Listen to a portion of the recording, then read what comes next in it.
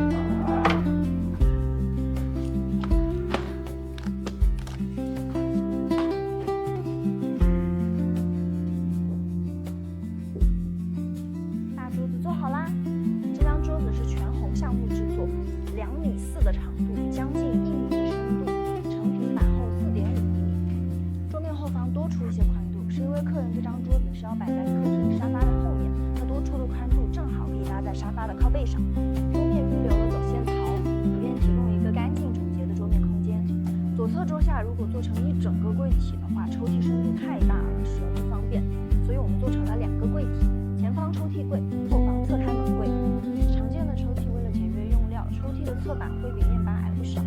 这个柜我们把抽屉的高度基本上做满了，储物空间拉满。第3个抽屉的下方留了一定的空间，以便插线板的供电走线。右侧桌下就是燕尾榫结构的桌腿，装饰部分用了客人喜欢的格栅设计。桌腿也是2寸原木制作，非常的有分量。好了，打包发货，老规矩，成品图在后面。